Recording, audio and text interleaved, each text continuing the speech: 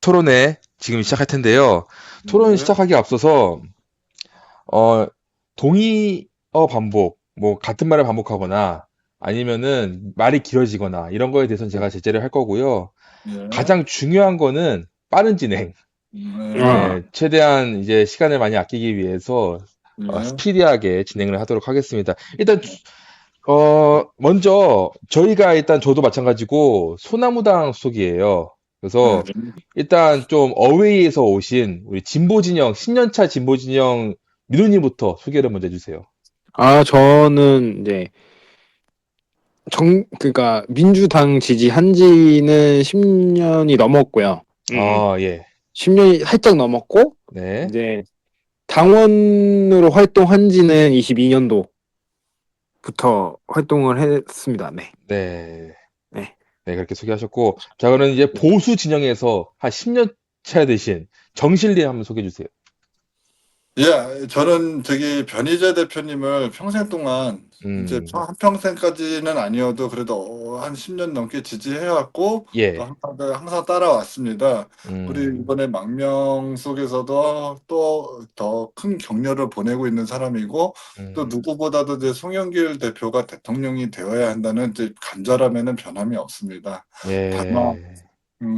이런 말씀을 드리긴 좀 그렇지만 이제 한동훈이나 오세훈 같은 인간이 대통령 될 바에는 이재명이 대통령이 되는 게 낫다. 요 아, 전제까지만 말씀드리겠습니다. 굳이 네. 그렇게 따지면은 일단 예.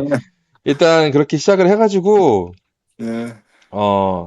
요즘같이 토론이 사라지고 상대방을 비난하고 비판하는 것만 좀 이제 심해진 시대에서 우리가 이렇게 지금 보시다시피 진보 진영 10년차, 보수 진영 10년차 지지자분들이 모셔가지고 이제부터 이재명 지금 현재 야당 당대표 잘하고 있다, 못하고 있다에 대해서 토론을 진행할 건데요. 네. 진행을 하기 이전에 제가 두 분한테 부탁을 드렸죠. 네. 이재명이 잘한 점 세 가지를 그리고 상대방 못한 점 세 가지를 하나씩 세 개씩 해가지고 네. 받았는데 그러면 아까와 동일하게 우리 민우님이 주신 내용부터 일단 먼저 바로 네. 들어갈게요. 네네. 자, 민우님이 저한테 첫 번째로 주신 게 상법 개정안 이슈 선점. 이거가 이제 이재명 야당 대표가 지금 잘한 거다라고 말씀해 네네. 주셨는데 한번 이유를 들어봐도 될까요? 이 상법이라는 것이 네, 사실 이런 표현이 되게 많습니다. 이재명 대표가, 네, 그러니까 야당의 당대표이기 때문에, 네. 문재인 대통령 시절에 비해서 주도할 수 있는 게 없다. 음, 당대표로서. 그리고 이제 재판을 여러 개를 하고 계시잖아요. 지금 5개, 6개 기소돼 계시는데, 네, 그 부분에 있어서, 다른 이슈를 못 챙길 것이다라고 했는데, 사실 이 네, 상법 개정안은 재계 쪽에서, 그러니까 재계 쪽의 적폐나 이런 문제들을 수정하면서 약간 주식을 투자하시는 분들부터 해가지고 이제 기업에 조금 관심을 갖고 있는 약간 중도 세력이 관심을 가질 수 있는 이슈거든요. 그러니까 민주당 내부의 이슈보다는 제대로 된 약간 외부의 제3자 이슈를 물었다라고 음. 저는 생각을 하고 있습니다. 네. 이 방금 내용에 대해서 우리 정실님께서 혹시 반박할 만한 내용이 있으실까요? 저는 굳이 이 부분에 대해서까지는 뭐 네, 반박이나 네, 이런 거보다는 네. 그냥 야당 대표로서 이 부분에 대해서는 그래도 할 일을 한다. 요 부분에 아, 대해서만큼은, 네, 굳이 여기에 대해서는 반박을 한다든지 그럴 것까지는 아니라고 생각을 합니다. 요 부분에 대해서는 넘어가셔도 괜찮을 것 네. 그 같고요. 제의를 하고 있다고 1번 이제 제안하는 그냥 동의하시는 네. 걸로 잘하고 있는 예, 걸로 네. 알겠습니다. 네. 그러면 1번은 이 쌍방 동의로 해서 네. 넘어가고요. 자, 그러면 두 번째. 그러면 다시 이제 반대로. 자, 이재명 못하고 있다. 정실님께서 저한테 제시하신 네. 법원만 믿고 있음. 네, 이거에 대해서 한번 정신님께서 설명을 해주세요. 일단은 좀 저기 뭐야 얼마 전에 선거법 위반 예, 유죄 판결이 나왔을 때 네, 이거는 제가 봤을 때는 이재명 대표가 안일하게 저기 대응을 해왔다. 첫 번째. 네, 그리고 두 번째, 한편으로 또 무죄가 나오니까 유진교 사건에 대해서 이거는 또 법원이 정의롭게 판단했다. 근데 이거를 조금 자세히 봐야 될 게 뭐냐면 함정에 빠지고 있구나.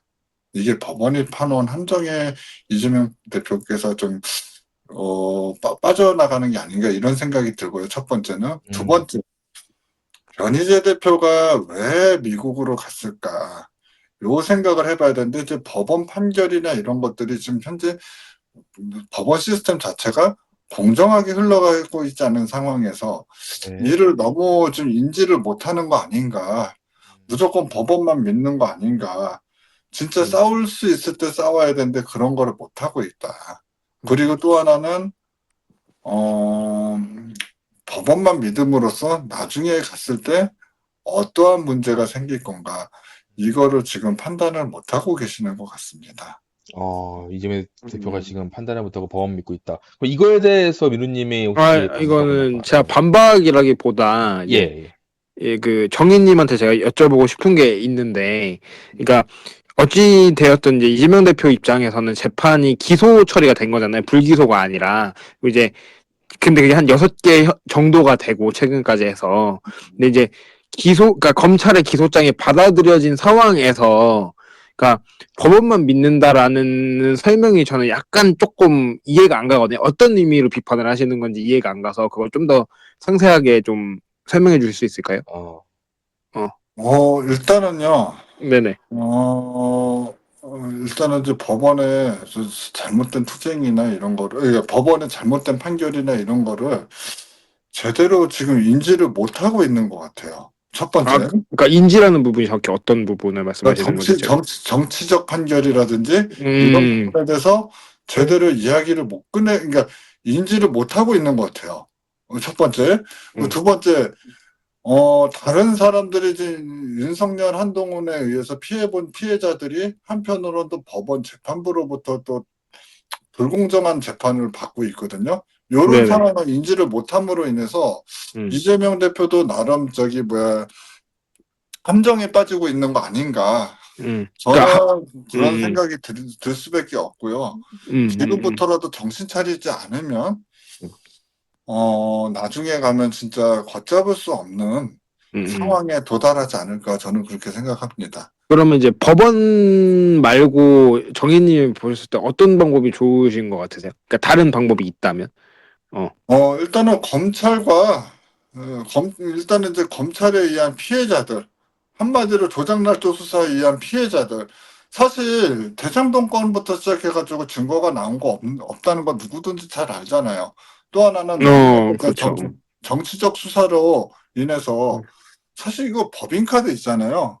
제 네네. 입장에서 봤어도 이거 하나 때문에 이재명 대표를 저렇게 압수수색을 할까? 이건 너무 제가 봐도 이건 너무했다고 보고요. 발경 법인카드. 네, 윤석열 한동훈이가 특활비 마구잡이 써대고 또 검찰들이 흑염소 처먹고, 죄송합니다. 처먹었다. 네, 말씀해주세요. 네, 흑염소 먹고 또 파리바게트 가서 빵 사고 하고 이렇게 더 큰 범죄를 저질렀음에도 불구하고 이런 거에 대한 반박 하나 제대로 못하는 이재명 대표가 조금 너무 무력하지 않을까. 저는 그런 생각을 하게 됩니다. 특히나 이런 사안에 대해서는 좀 더 강하게 치고 나왔어야 했는데 오히려 이런 부분에 대해서 너무 못 치고 나가는 거 아닌가. 그런 생각이 그런 생각을 좀 갖고 계셨군요. 그럼 민우님은 일단은 법원을 너무 믿고 있다. 지금 이재명 대표가. 그러니까 지금 정실님의 내용을 이제 어느 정도 부분은 이해가 가는데요. 저는 일단은 어찌됐든 재판으로 넘어갔잖아요. 그러니까 불기소를 받아낸다던가 그런 상황이 아닌 상황이고. 그럼 사실 재판의 기본적 양식은 이제 검찰이 쓴 기소장으로 이루어지는 건 사실이잖아요. 그 엉망이기 때문에. 그러니까 엉망인 거를 차차 하더라도 그 기소장을 중심으로 이루어지는 게 사실이잖아요. 그러면 검찰이 기소장을 바꿀 일은 사실 만무하고, 그렇다면 저는 좀 단순한 생각일 수도 있겠지만 그러니까 법관을 믿는 것 자체는 좀 현실적인 부분이 아닌가라고 저는 생각을 하거든요. 그러면서 동시에 좀 압박이나 투쟁을 이어나가는 게 좋지 않을까, 저는. 그런 피해 사례들을 좀 모아가지고 같이 연대를 해야 되는 상황임에도 불구하고, 이런 부분에서 조금 부족하지 않나, 저는 그 생각이 말씀드립니다. 어떤 부분인지는 이해했습니다. 이 말씀 듣고, 예. 네. 정확히는 좀 안일했다라고 볼 수 있는 거죠, 민주당이. 예, 좀 많이 안일했죠. 이 정도. 많이 안일했고요. 그런, 네. 그리고 조금 이따가 또 다른 주제에서 또 네. 말씀을 드릴 똑같은 그러니까 말씀을 아무튼 그러면은 좀 민주당이 어느 정도 안일하고 너무 법원에 좀 미대고 있었다라는 거에 대해서 민우님은 좀 동의를 하는 부분이 있는 거예요? 그러니까 저는 그러니까 법원 투쟁과 함께 좀 외부에서 그러니까 피해 사례를 모으고 조금 정치적으로 받아쳐야 된다는 부분에는 동의해요. 근데 이제 법원을 너무 믿는다라고 본다라기보단 그러니까 네. 너무 한 길만 본다라는 느낌은 있는 거죠. 근데 이제 너무 그러니까 그러니까 반전 카드를 마련하지는 못했다라는 느낌은 좀 드네요. 그 부분은. 그러니까 저 방심했다 아니랬다가 아니라 그러면은 좀. 그러니까 조금 한 길만 봤다? 그러니까 너무 믿었다라는 게 아니라 현실적인 부분만 봤다. 너무 현실적으로만 그냥 네, 단순하게 갔다. 그 부분은 좀 있는 것 같습니다. 그러면 좀 어느 정도 부분을 하신 것 같고, 그러니까 좀 대비를 좀 더 했었어야 됐다는 것까지는 동의를 하시는 거죠. 네, 그 부분까지는. 네. 그러면 이렇게 첫 번째 안에 대해서도 네. 좀 조정을 해서 법원만 믿고 있다기보다는 좀 대비는 좀 필요하지 않나 해서. 네, 그 부분으로서의 동의입니다. 네. 네, 그럼 그 정도 합의에 대해서 전시님도 인정하시나요? 네, 저도 인정합니다. 네, 알겠습니다. 그러면 좀 대비가 필요했다로 합의를 보고, 네, 그러면 다시 두 번째, 민우님께서 두 번째로 저한테 이제 이재명이 잘했다고 제안하신 그 예산안 주도, 이거에 대해서 한번 설명해 주세요. 그러니까 예산안 주도는 사실 그런 부분이 필요했다라고 봐요. 그러니까 이거는 아마 정실님도 동의하실 텐데, 그러니까 윤석열이 집권한 거와 별개로, 그러니까 윤석열이 뭐 흔히 얘기하는 뭐 자기들은 참보수라고 얘기를 하는데, 그러니까 보수적인 정책도 제대로 주도를 못 하고 있잖아요. 동의합니다. 네. 그리고 뭔가 이거는 조금 내가 윤석열이 싫지만. 윤석열은 이런 스타일이야라고 보여지는 어떠한 정책도 사실 없잖아요. 그것도 맞습니다. 네. 근데 이제 이 부분에 대해서는 제가 굳이 반론을 제기할 게 아니라 이거는요, 솔직히 저도 예산안 부분에 대해서는 제가 이제 말씀을 드리자면요, 이거는 그래도 나름 또 윤석열이 함부로 예산 못 쓰게 하는 거. 이런 부분에서 주도적으로 나감으로 인해서 이거는 솔직히 제가 뭐 굳이 비판이나 이런 거 할 필요가 없다고 저는 보고 있고요. 이거는 당연히 해야 될 일을 제대로 했다고 저는 판단하기 때문에 이 부분에 대해서는 굳이 제가 반론을 제기하지는 않습니다. 이재명이 잘하고 있다고 정신님도 인정하신다는 거죠? 네, 그 부분 인정합니다. 네, 그 묘님은 이 두 번째 안에 대해서 또 설명 더 부탁할 게 있으신가요? 그래서 이제 그런데 사실 정책적 연속성이 필요하거든요. 민주당 입장에서. 그러니까 예를 들어서 정실님도 아시겠지만 문재인 케어나 노동시간 단축 같은 경우는 정말 중요한 정책이잖아요. 그리고 또 뭐 미사일 사정거래 해제 이런 것도 국방을 개발할 때는 굉장히 중요한 정책인데 이런 예산들은 이재명 대표가 이제 지켜나가면서 또 이제 지역 상품권이라든지 뭐 본인이 하고 싶어하는 다른 정책들, 기본 시리즈 이런 거에 대한 예산이 조금씩 반영이 되고 있거든요. 그래서 저는 이재명 대표가 본격적으로 이재명의 민주당의 색깔을 내고 있다. 당 장악의 완성적인 부분으로 가고 있다라고 저는 보고 있거든요. 이 부분이. 잠깐만요. 제 지역 상품권에 대해서 잠깐 말씀드릴게요. 네. 지역 상품권 자체는 나쁘진 않아요. 다만 일괄적으로 25만 원을 돌린다든지 요거는 조금 지금 상황에서는 아무리 그래도 좀 지양을 해야 되는 부분이 아닐까 싶고요. 다만 여기에 너무 집착하지 말고 오히려 지금 이 부분이 아니라도 이 부분을 굳이 내세우지 않더라도 충분히 이재명 대표가 더 지지를 많이 받을 수 있는 방법으로 가야 되는 부분이 아닐까. 이런 부분에 대해서 좀 생각해 봐야 되지 않을까. 돈을 돌리는 거는 사실 이거는 조금 바람직한 방법은 아니라고 생각하거든요. 가뜩이나 윤석열이가 이렇게 다 엉망진창 해놓은 상황에서 일찍이 돈도 나라에 돈도 그렇게 많지 않을 텐데 이거를 만약에 돈을 또 돌린다, 이거는 국민적 반감이 커질 수 있기 때문에 일단 이런 부분에 대해서는 추후 세금 환급급 형태나 이런 방식으로 이제 추후 좀 상황이 나아졌을 때 이렇게 가야 되는 게 올바르지 않을까, 저는 그렇게 생각합니다. 네. 네, 지금은 좀 때가 아니라고 생각합니다. 네. 정식으로 갈라질 때는 아니다, 지금은. 네. 일단, 뭐, 두째치고, 아무튼, 두 번째 민우님께서 제시하신 것은 정실님께서 동의를 하시는 거죠, 일단, 아까 말씀하셨듯이. 예, 대체로 동의합니다. 알겠습니다. 그러면 이렇게 또, 다시 정실님이 저한테 제안하신 이재명이 못하고 있다. 두 번째, 뭐가 독인지 약인지 구분을 못함. 즉, 똥, 된장을 구분 못하고 있습니다. 이것 좀 세거든요. 이거 한번 설명해 주세요. 일단은요, 예, 김어준이나 정청래 같은 인간들, 예, 그리고 이동영이 같은 인간들, 이런 인간들한테 너무 옆에 두고 휘둘리고 있다는 생각이 조금 없지 않아 들고 있어요. 특히나 정청래 같은 경우는 정말 위험하다고 생각되는 부분이 뭐냐면, 총선 때 진짜 진짜 일을 제대로 칠 뻔했던 사람이거든요. 어떤 거냐면, 병리평. 지금 연동형을 했기 때문에 국민의힘이 저 정도로 쭈그러뜨릴 수 있다는 거지, 있게 된 거지. 만약에 연동형을 안 하고 병리평을 했으면 설령 민주당이 1당이어도 지금 민주당 150석에 국민의힘 120석에서 130석 조금 못 미치는 선에서 그 탄핵은커녕 진짜로 국민의힘도 나름 견제할 수 있는 그런 이제 힘이 없는 여당이 아니라 그래도 어느 정도는 야당을 좀 견제할 수 있는 부분으로 가지 않았을까, 이런 생각이 들고요. 예. 그러니까 정청래 같은 인간하고 김어준 같은 사람들하고는 이제 멀리를 해야 될 때라고 생각합니다.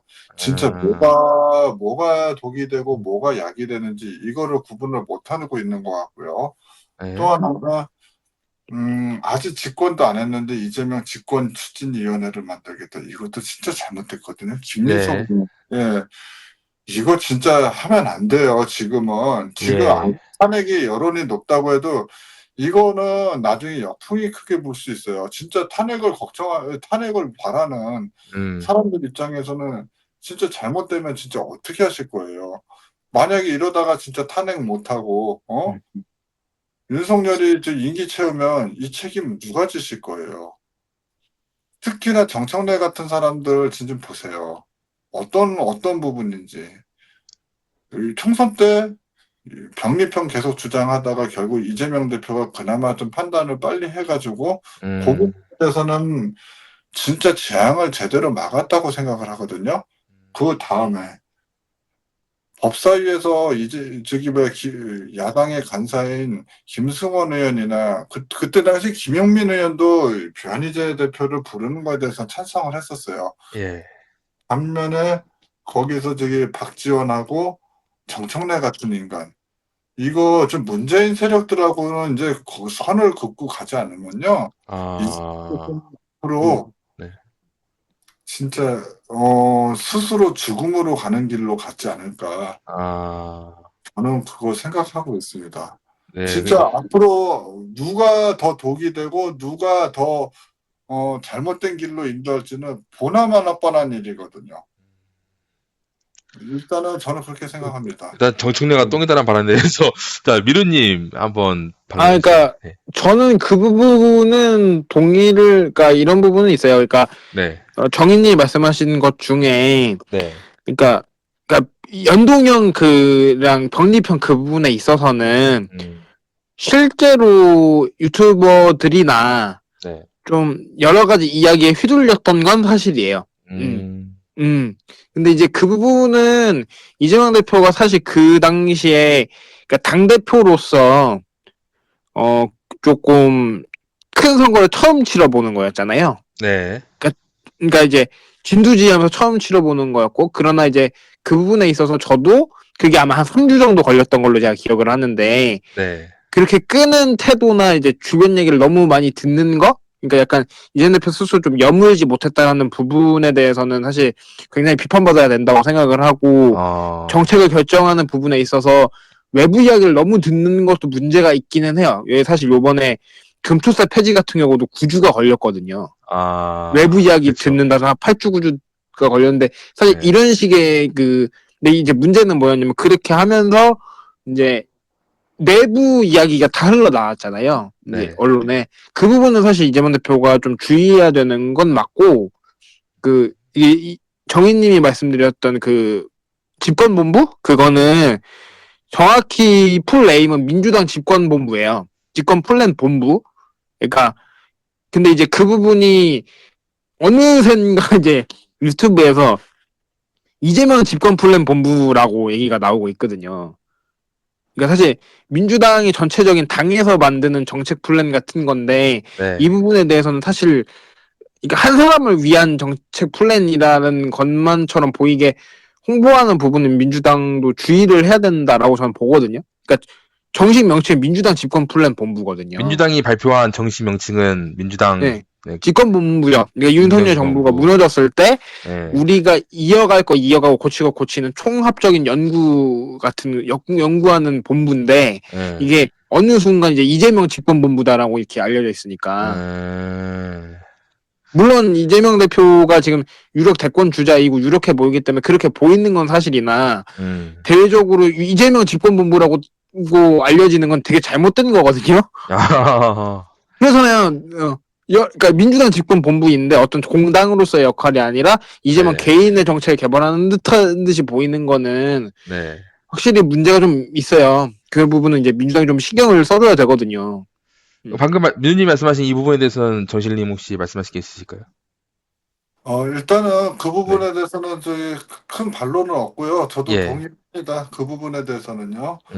집권본부 그 부분에 대해서는 동의하고요. 네. 다만 이제 앞으로 좀 그런 부분에서 민주당도 이제 오해 소지가 생기지 않도록 조금 조심해야 되고 신중해야 될 필요가 있지 않을까 생각합니다. 만약에 진짜 이러다가 한동훈이 대통령 되면 어떻게 하시겠습니까? 진짜 책임져야 돼요.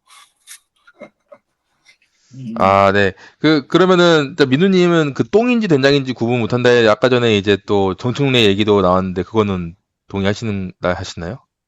아니, 그 부분은 왜냐면 지금은 정청래 의원이나 이런 분들한테 그러니까 고견을 자주 물어보거나, 네. 연장하거나 그러진 않기 때문에 저는 그러니까 뭐라 그래야 돼. 사람한테 휘둘린다라기보다는, 그러니까 약간 그 부분은 아니고 약간 이재명 대표 스스로 약간 홍보하는 부분? 아니면 이제 추진하는 부분이 좀 약하다라는 부분만 동의하겠습니다. 예. 그러니까 휘둘린다라기보다는 추진력이 약하다. 예.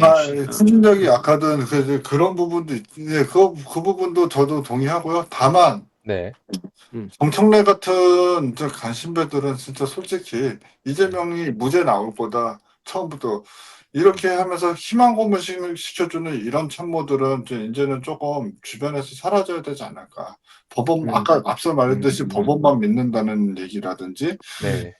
이런 간신배들은 진짜 간신배들이 이재명 대표 죽이고 있습니다. 그러니까 저는 이 부분에 있어서 이제 약간 좀 다른 관점으로 보는데, 그러니까 지금 당 대표로서의 지도부가 또 있는 거고, 그러니까 대선 후보로서 확정됐을 때 대선 후보로서의 참모들이 또 따로 있는 거라서 이 부분은 조금 마음에 안 들더라도 좀 지켜볼 필요가 있지 않을까? 저는 이렇게 생각하거든요. 일단은 뭐 저도 다만 이제 이런 뭐 이제 어느 정도는 존중을 하지만 정청래 같은 사람은 다음번 일단은 이번 국회에서는 모르지만 다음번 국회에서는 낙마시키는 게 가장 효과적. 네, 저는 그렇게 생각합니다. 그리고 또 정청래가 변희재 대표를 막았던 이유가 첫 번째는 뭐 문재인 때문일 수도 있겠지만 나름 또 검찰의 캐비넷에 지금 제대로 얽혀 있는 거 아닌가. 일단 지금 정신이 말씀하시는 부분이 좀 더 뒷설명이 필요하자면 이제 8월 15일 김영철 검사장의 청문회 때 증인으로 신청한 변희재를 이제 증인으로 나서겠다는 그거 당시에 최순실도 증인으로 나서겠다고 했는데 그 한 100 몇 명의 증인들을 정청래가 막은 걸로 지금 되어 있죠. 법사위원장이. 예, 그 부분에 대해서 지금 말씀하시는 거죠. 정청래 비판하는 예, 게. 맞습니다. 예. 그러면 그 부분에 대해서 정청래를 비판했는데 그런 네. 정청래와 같이 하는 거에 대해서 똥인지 된장인지 구분이 못한다는 비판에 대해서 미루님은 어떻게 생각하세요? 저는 개인적으로 그 부분에 대해서, 그러니까 이 정청래 의원이 못하고 있다는 거에 동의하고 있고, 좀 전적으로 그러니까 전적으로 좀 믿는 듯한 느낌을 준다? 이거는 동의를 하는데, 그러니까 네. 그 정청래 의원 건 하나로 인해서 똥인지 된장인지 구분 못한다라고 하기에는 네. 좀 더 봐야 되지 않을까 싶어요. 왜냐면 법사위 간사가 또 김승원 의원이기 때문에. 네. 그런 건 또 이재명 대표가 또 승인을 한 거거든요, 또. 그러니까 그러니까 그런 부분들을 좀 더 종합적으로 봐야 되지 않을까. 그러니까 미윤님 입장은 그러니까 음. 정청래한테 막 휘둘리고 그런 게 아니라 막 윤석열이 김건희한테 휘둘리는 것처럼 그게 아니라 정청래도 그냥 초이스 중에 하나를 보고 있을 뿐이다. 또 초이스인데, 예. 그러니까 예를 들면 이런 거잖아요. 이 사람이, 그러니까 예를 들면 스포츠로 따지면 네. 이 선수가 잘한다고 해갖고 비싼 돈을 주고 사왔는데, 네. 좀 값어치를 못하는 경우가 있잖아요. 못하는 건 아닌데 이 돈 주고 쓰면 좀 네. 그런 거라고 저는 보고 있거든요. 아, 딱 그 정도. 네, 휘둘리는 건 아니다. 네. 아. 왜냐면 그러면 이제 이런 법사위 인선을 정청래가 주도했다라고 하면 정인님 말이 맞는 거죠. 근데 이제 뭐 간사라든지 뭐 법사위 부위원장 이런 것들이 다 당이 협의를 통해서 결제가 난 거기 때문에 물론 정청래는 실망스러운 거는 맞는 것 같거든요. 제가 보기에. 그러니까 좀 여론 눈치를 너무 많이 본다 이런 건 좀 있는 것 같아요. 민주당 지지자가 보기에도. 근데 이거 하나로 이재명 대표가 휘둘린다라고 말하기에는 아직까지는 조금 이르다. 아직까지는 좀 이르다. 그러니까 예, 저도 그 부분에 대해서는 동의를 하겠고요. 다만 네. 과감할 때 좀 과감하게 쳐내야 된다. 정청래 같은 사람은. 네. 예, 저도 그렇게는 보고 있습니다. 왜냐하면 네. 이게 한두 번이 아니었고 또 하나는 뭐냐면 총선 때도 이재명 대표를 사지로 몰 뻔했습니다. 사실. 예, 그렇기 때문에 이거는 좀 하루빨리 좀 조치를 취해야 되지 않을까. 저는 그러면 그렇게 생각합니다. 네, 그러면 두 번째 이거에 대해서는 좀 더 다시 정리를 해가지고 네. 정리를 해서 똥인지 된장인지 구분을 못하는 게 아니라 구분하는 중이다 인 걸로. 구분하는 중인데 빨리 해야 된다. 구분을 좀 취재하는 게 좀 늦다 이 정도로 정리를 할까요? 그러면은? 예, 그렇게 하셔도 괜찮을 것 같습니다. 알겠습니다. 그러면은 지금 두 번째는 네, 구분하는 중이다 이재명 대표가 똥인지 된장인지를. 자, 그러면 이제 마지막 민우님께서 세 번째로 저한테 제안하신 확고한 지도부 장악. 네, 이거에 대해서 한번 설명해 주세요. 그러니까 확고한 지도부 장악이라고 하는 것은 예. 사실 지금 굉장히 위기잖아요. 그리고 일반적인 경우에 유력 대권 주자가 유죄가 떴다라고 하면 여러 가지 계파에서 움직이게 됩니다. 다른 계파. 즉 2, 3위 후보들이 막 움직이게 돼 있단 말이에요. 네. 근데 지금 보면 이제 뭐 박지원 의원, 그 다음에 친문계, 그 다음에 친명계, 그 다음에 뭐 다른 상임고문단 역시 우리의 대선 후보는 이재명이다라고 성명서가 나왔잖아요. 이거는 당 내부에서 공식적으로 이재명이 인정을 받은 거다. 대권 후보감이라는 것을. 근데 사실 이것만 해도 엄청난 장점이라고 저는 보거든요. 그러니까 이재명 대표 사실 기존의 민주당의 대권 후보들보다 내부 세력이 약한 건 사실이잖아요. 당원들의 절대적인 지지를 받는 거와 별개로. 근데 이건 굉장히 의미 있는 장악이다라고 생각을 저는 하고 있고, 당내 분란이 없으면 사실 수습하는 것 자체가 빠르거든요. 근데 이게 친명계가 주도하는 성명서가 아니라 친문계나 동교동계가 주도하는 성명서가 먼저 나왔다는 것이 이재명 대표가 공식적으로 인정을 받았다. 이 부분은 굉장히 의미가 있다고 저는 생각을 합니다. 김대중계 친문계가 네. 이 부분에 대해서 반박하실 거, 우리 정현님께서. 일단은요, 네. 제가 드리고 싶은 말은 뭐냐면요. 네. 좀 이재명 대표가 과거보다는 그래도 덜하지만 그래도 아직까지 포용력이 부족하다든지 포용력이 좀 이런 부분이 좀 우려되지 않을까 싶습니다. 그렇지만 전보다는 그래도 포용하려고 하는 자세는 그래도 보이는 것 같아서, 네. 예, 그 부분에 대해서는 그나마 좀 긍정적이네. 그러나 지금도 좀 부족한 거 많습니다. 그리고 자기 계파 아니면, 예전처럼 신경 안 쓰려고 한다, 안 하려고 한다든지, 그런 것도 아직까지는 조금 남아있는 듯한 느낌도 보여요. 그러나, 이제는 좀 통합적으로 나가고, 진짜 본인한테 도움이 될 사람이라면 성경길 대표하고도 손을 잡고, 그리고 또 하나는 본인한테 좋은 소리만 해주는 사람이 아니라, 변희재 대표 같이 좀 비판적으로, 그러니까 한마디로 이렇게 좀 쉽게 말해서, 네. 나는 윤석열 한동훈이 싫지만, 너 이재명 대표도 싫지만, 그러나 윤석열 한동훈은 더 싫다. 오세훈이까지 포함해서. 그렇게 할 것 그러나, 같습니다. 그래도 이재명 대표 보고 제대로 좀 해봐라. 하면서, 그래도, 너가 대통령 되는 게 낫다. 걔네들 하는 것보다. 이렇게 해주는 변희재 대표의 말을 좀 더 들어야 되지 않을까. 저는 그 생각하고요. 변희재 대표랑 손을 잡는 것이 저는 좀 제일 중요하다고 봅니다. 송영길 대표, 변희재 대표, 이재명 대표, 이 세 사람이 손잡아가지고, 진짜 어떠한 검찰 조작날조 수사의 범죄를 같이 깨부숴 나간다면, 이거는 나중에 이제 그러니까 보수를 완전히 내분의 혼란에 빠뜨릴 수 있어가지고, 이거는 더더욱 큰 이익으로 갈 수 있음에도 불구하고, 오히려 좀 자기 지지자들만 좀 보려고 하는, 요런 좀 좁은 안목을 좀 빨리 좀 벗어나는 게 좋지 않을까? 저는 그렇게 생각합니다. 네. 류님 혹시 하실 말씀 있으신가요? 그러니까, 그러니까, 제3의 세력에서 조금 시각을 넓혀야 되는 거는 저도 동의해요.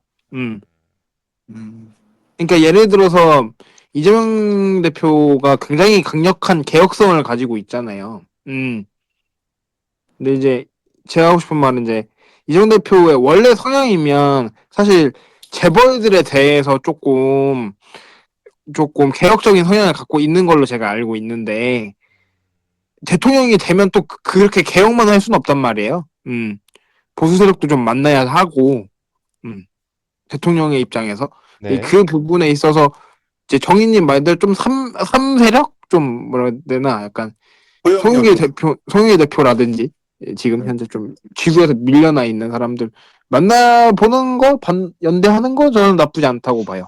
일단 주제로 돌아와서 정희님은 그러면 일단 묘님께서 제시하신 이재명 대표가 지금 당 지도부 확고한 지도부 장악을 하고 있다 이렇게 동의하시나요?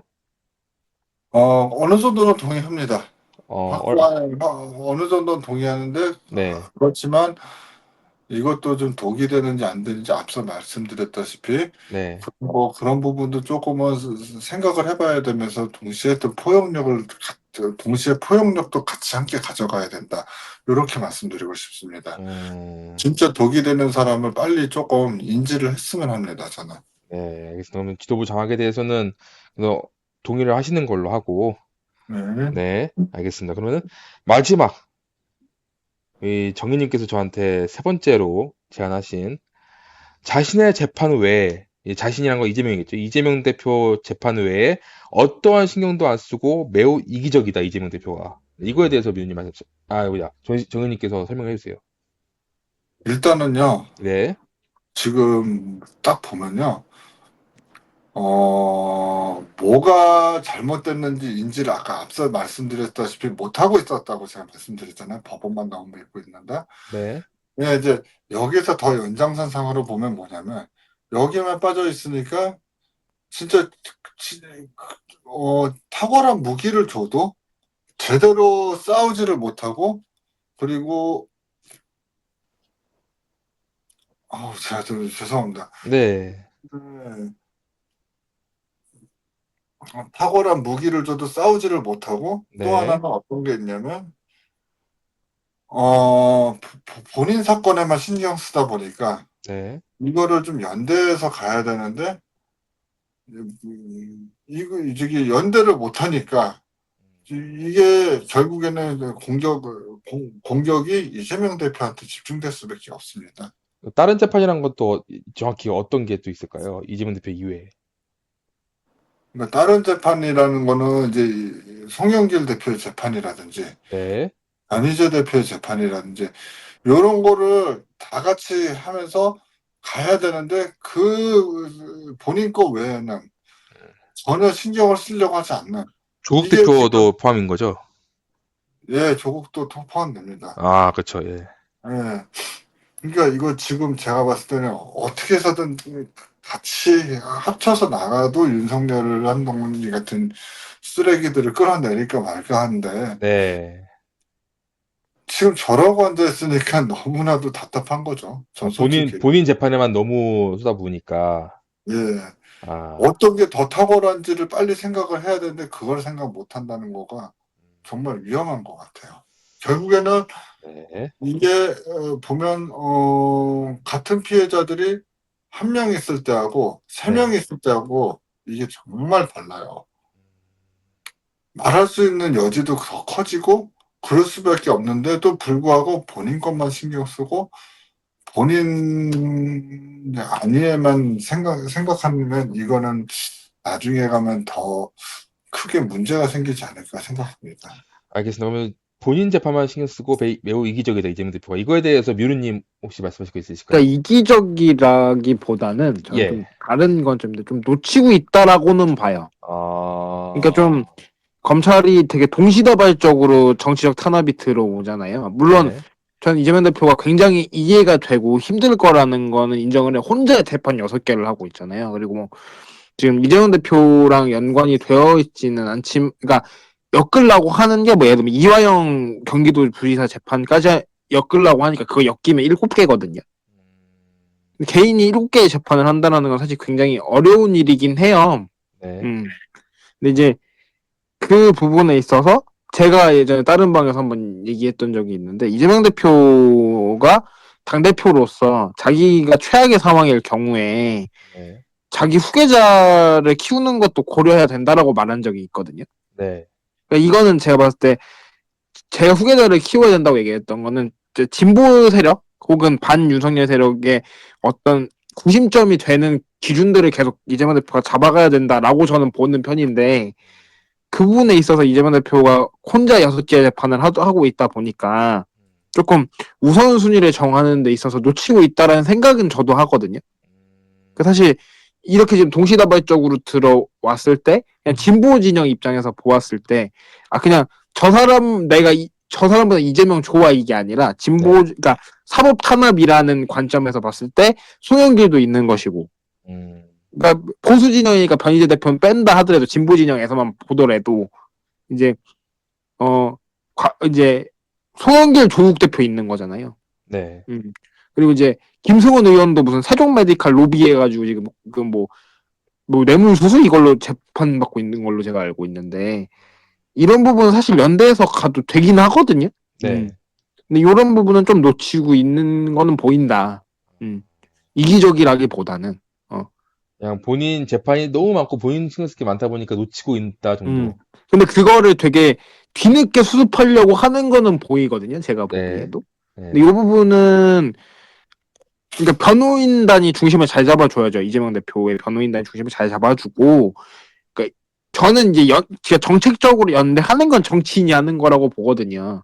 근데 지금 재판이 너무 많고 변호인단도 해야 될 게 너무 많으니까 이제 재판 위주로 생각을 하시는 것 같아요. 이재명 대표가. 네. 근데 이 부분은 좀 수정할 필요는 있다. 제가 봤을 때. 정치적으로 좀 더 영역을 넓힐 필요는 있다. 그러니까 정치적인 수를 좀 생각하실 필요는 있다. 이제는.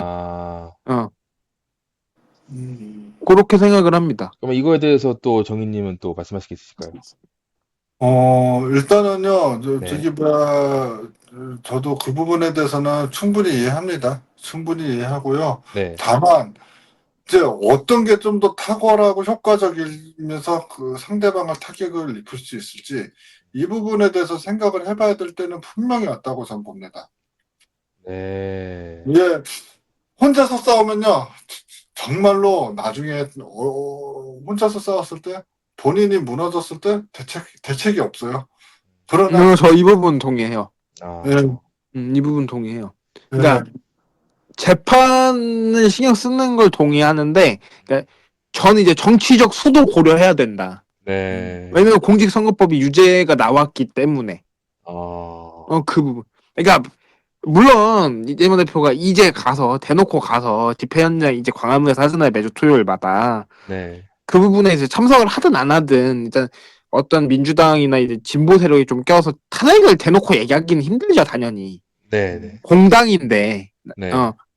근데 이제 그렇다 하더라도 검찰의 억울한 재판이 이루어지고 있다라는 거는 사실 더더욱 강하게 알려야 되는 건 맞거든요. 예.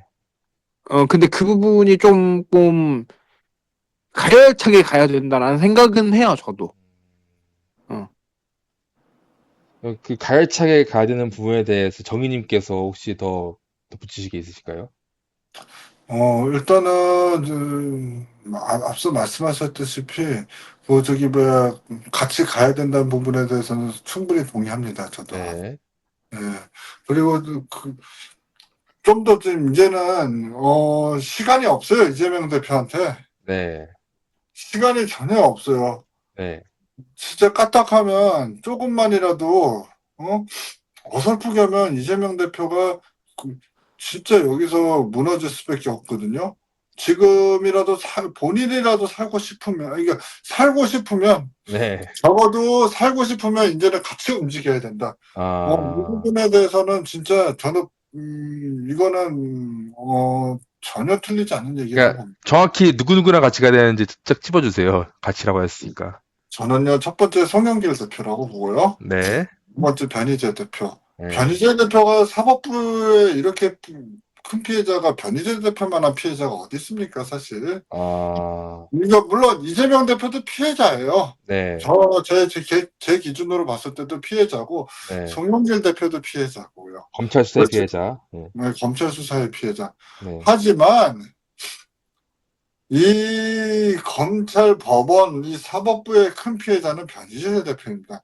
이분하고 손잡고 가두리를 부숴서 네. 같이 가지 않으면 이제는 좀 위험한 상황이 아닐까. 변희재가 제일 큰 피해자인 이유를 살짝 설명해 주세요. 일단은요, 첫 번째, 왜 제일 큰 피해자냐. 네. 재판부 하나 잘못 만나가지고 증인이고, 증거고 다 날려버리고 재판부가. 네. 정말 잘못된 재판부를 만났음에도 불구하고 저렇게 굴하지 않으면서 끝까지 미국까지 건너가서 싸우는 거. 그리고 또 어떻게 보면 민주당도 외면하는 그 태블릿 문제를 분명히 변희재 대표는 민주당이 이거를 들으라고 했음에도 불구하고 이거를 전혀 들어주지 않고 외딴 길을 걸어오면서도 끝까지 꿋꿋하게 버텨왔던 변희재 대표야말로 큰 피해자 아니겠습니까? 물론 피해자의 큰 정도의 차이는 분명히 있을 거예요. 그러나 결국에는 윤석열 한동훈에 의해서 감옥을 갔다 왔고, 그러면서도 끝까지 싸워왔던 변희재 대표가 진짜 큰 피해자 아닐까요? 조국, 송영길, 이재명, 그리고 변희재 이렇게 네. 큰 피해자들끼리 손을 잡아서 윤석열을 쳐야 된다. 이렇게 말씀하시는 거죠, 지금 말씀하시는 게? 네, 저는 그렇게 생각합니다. 민우님은 어떻게 보세요? 지금 들으셨는데. 그러니까 무너뜨릴 수 있으면 변희재 대표 플러스 네. 이제 조국 대표도 있고요. 최재형 목사님도 계시고. 그러면 최재형 목사님도 계시고요. 그렇죠. 네. 오늘 그러니까 이제 그런 분들 다 합해서 네. 가야죠. 그렇죠. 박정훈 대령 이렇게 또. 네. 박정훈 대령도 그렇고요. 네, 아셔야죠. 네. 한두 명이 아닌데 지금 언급된 분들도 다 같이 가야 되는 거죠, 정희님?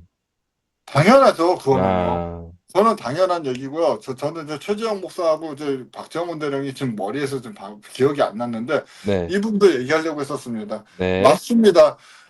박정훈 대령 정말 법과 원칙대로 했다가 오히려 김건희한테 김건희하고 누구야 이종호한테 농락당해가지고 이렇게 된. 이건 진짜 있어서는 안 될 일이죠. 그리고 네. 어떻게 법과 원칙대로 수사를 했다고 이거를 사건을 처리했다고 이걸 어떻게 항명죄로 해서 징역 3년을 구형합니까? 네. 진짜 말이 안 되죠. 그 최재형 아. 목사도 마찬가지입니다.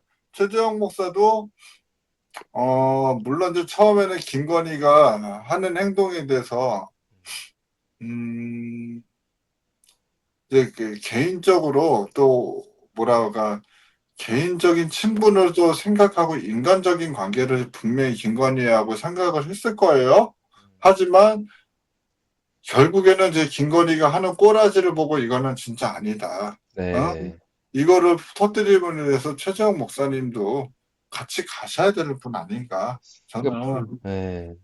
그렇게 생각합니다. 마침 오늘 오전에 이제 검찰이 서울의 소리랑 이제 최재형 목사를 자택을 압수수색했는데 네. 이 부분에 대해서 이제 민주당사에 최재형 목사와 박정훈 대령 이렇게 다 피해자들 다 모여가지고 정치적으로 좀 풀 필요가 있다 이렇게 주장하시는 거죠 지금.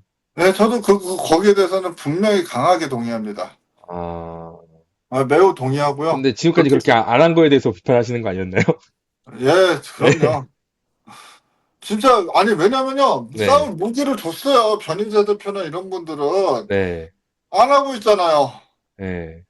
왜 안 합니까? 네. 너무나도 이거 솔직히 있잖아요. 네. 얼마 전에 러시아에서 개발한 그게 뭐였다 무기가? 러시아에서 개발한 거요? 그러니까 저기 뭐야 그 네. 이제 탄도미사일 있잖아요. 네. 러시아에서 개발한 미사일이 예, 잠깐만요. 네. 오레시니크. 네. 오레시니크보다도 더 강한 무기를 윤석열 네. 무너뜨릴 수 있는 네. 더 강한 무기를 그동안 그렇게 줬는데도 왜 이걸 안 쓰고 네. 자꾸 헛다리만 짚지 않았나. 오히려 이 태블릿은 민주당이 들어버리면요 보수가 아수라장 돼버립니다. 그 변희재 태블릿 PC를 민주당이 주장하면은 보수가 무너질 것이다. 당연히 무너지죠. 왜냐면 아. 윤석열 한동훈의 그동안 속아왔던 보수들이 이제 자책하고 그 내부에서 싸움이 일어날 겁니다. 그러면 네. 그거는 당연히 무너지는 건 당연하죠. 오히려 보수가 내분이 젖었기 때문에 오히려 이재명 대표가 대통령이 되는데도 오히려 이렇게 노력을 했기 때문에 나중에 보수층에서도 지지해 줄 줄 알아요? 저는 최소한 보수층에서도 25% 이상은 지지를 받을 거라고 보고 있어요. 근데 그럼에도 불구하고 이렇게 안 했다는 거는 진짜 문제가 커지죠. 의원님은 이 얘기 반대해서 어떻게 생각을 하세요? 그러니까 연대적인 부분은 좀 넓게 생각해야 되는 거는 맞아요. 지금 상황에서. 네. 그러니까 이미 유죄가 나왔잖아요. 네. 공직선거에서. 근데 이게 진짜 재판이 뭐 1년, 2년 연기되면 정말 더할 나위 없이 좋겠지만 네.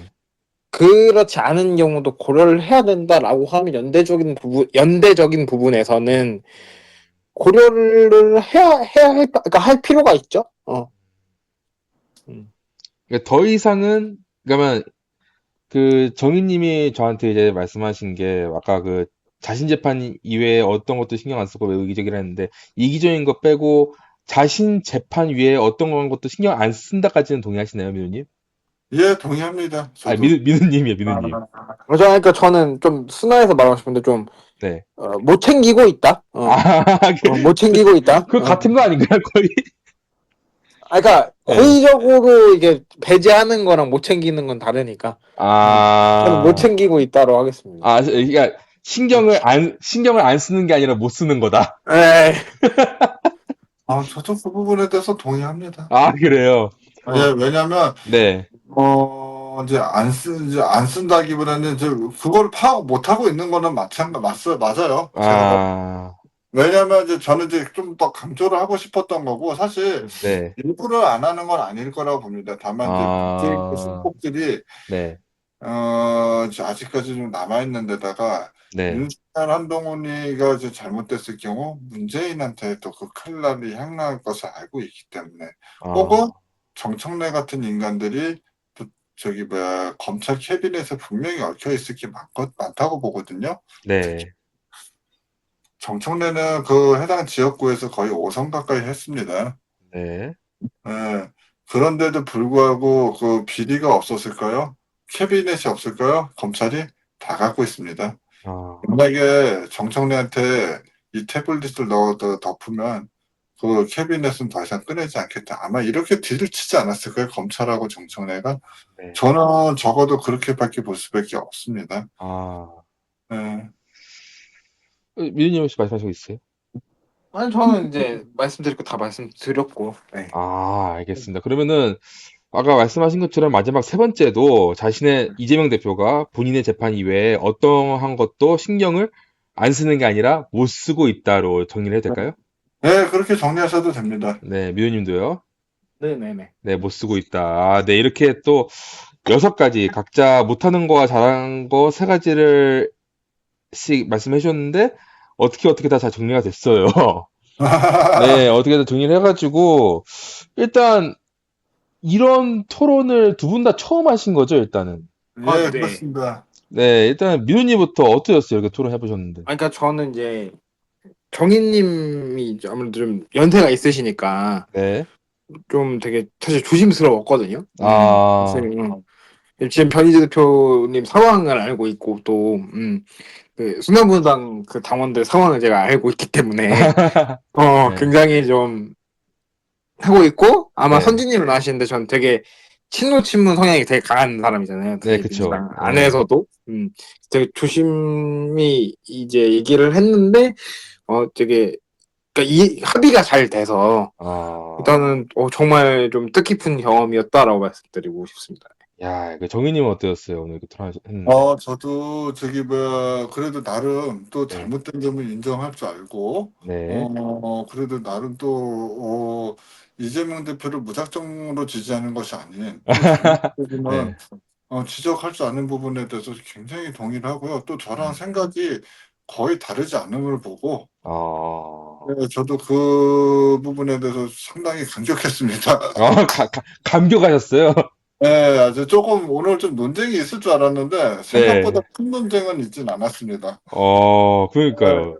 예, 지금 아직까지도 유튜브나 실시간 이런 뭐 커뮤니티나에서 이재명 지지자와 그 외의 지지자들끼리 이제 엄청난 멸칭과 분쟁이 있는데 그런 분쟁들이 다 민망할 정도로 오늘 토론 수준이 굉장히 고품격이었어요. 굉장히 두 분 다 대화를 너무 잘해주셨고, 예. 네.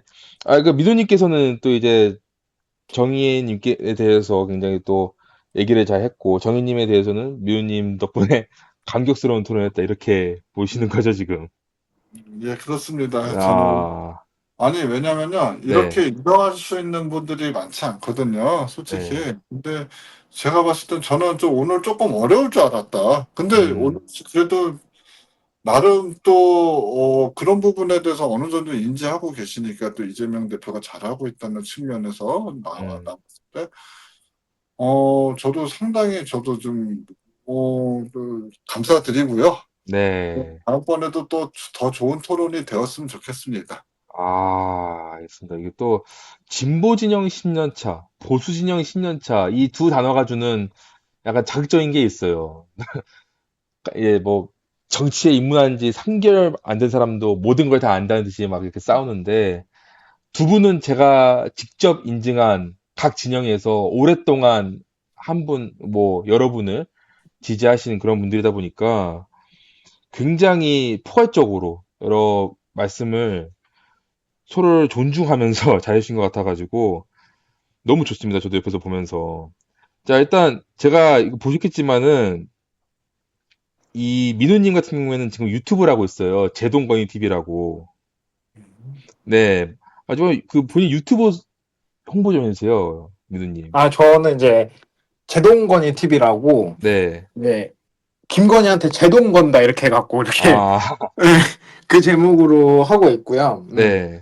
좀 이게 프로필 사진 이제 강아지 사진이 그려져 있거든요. 제가 개띠여가지고 네. 이제 보시면은 이제 사실은 저는 이제 태블릿보다는 네. 그러니까 기존의 뉴스 이슈 음, 혹은 이제 진보 진영의 관점 이런 거를 좀 다루는 채널이긴 합니다. 근데 이제 네. 만약에 조금 좀 슴슴하더라도 좀 뉴스 이슈부터 이제 머리에 넣고 음, 좀 상급 이슈로 가고 싶다라고 하시면 네. 제 채널이 그렇게 나쁘지 않거든요. 그리고 아, 최근에는 이제 집회 현장 영상도 올리고 있습니다. 기회가 되면 네. 그런 거 좀 보시고 내가 좀 정치가 많이 좀 아직 이슈를 가진 지 얼마 안 됐는데 기본적인 이슈 넣고 네. 조금 선지님이나 이런 정의님 이론을 듣고 싶다 그러면 제 채널이 좋으실 수 있어요. 네. 네, 네, 감사합니다. 경험해 주셨고, 자, 우리 정인님 같은 경우에는 제가 홍보를 말씀을 해드렸지만은, 이제 미디어워치 거의 10년 차 구독자라고 할 수 있는데, 미디어워치에 대한 홍보도 부탁드립니다, 정인님. 네, 그렇게 하겠습니다. 네, 네. 미디어워치, 이제 뭐, 물론 이제 과거 변희재 대표님에 대해서 안 좋아했던 인식을 가진 분들도 저도 있을 거라고 생각하지만, 지금의 변희재 대표님은 누구보다도 진짜 진정성이 있고, 한 곳만 파오셨습니다. 그리고 그런 만큼, 이제는 이제 뭐라고 할까, 다 같이 가야 되는 거 아닌가, 이제는. 그 보수 이런 거를 이제 좌우, 그러니까 모두 지금은 이제 힘을 합쳐서 네. 윤석열을 끝장내지 않으면 이거는 답이 없는 상황입니다. 아, 그래서 보수까지 지금 끌어들이기 위해서는 네.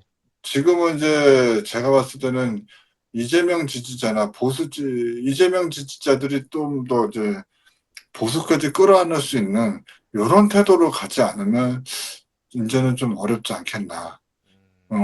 저는 그렇게 보고 있고요.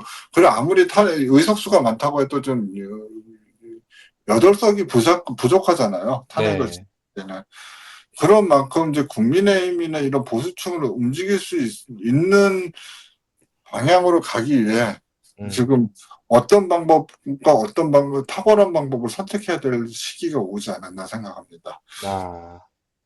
예. 그 열쇠가 미디어워치에 있다 보시나요? 네, 저는 그렇게 보고 있습니다. 알겠습니다. 이렇게 각자 본인의 대표가 되는 뭐 제동건이 TV 홍보해 주셨고 미디어워치 이렇게 홍보를 했습니다. 아무튼 이렇게 두 분 다 정치의 윤리학 유튜브 채널 제1 토론에 참석해 주셔서 너무 감사합니다. 두 분 다. 감사합니다. 네, 이렇게 저도 토론, 감사드립니다. 네, 감사합니다. 토론 마치겠습니다. 감사합니다.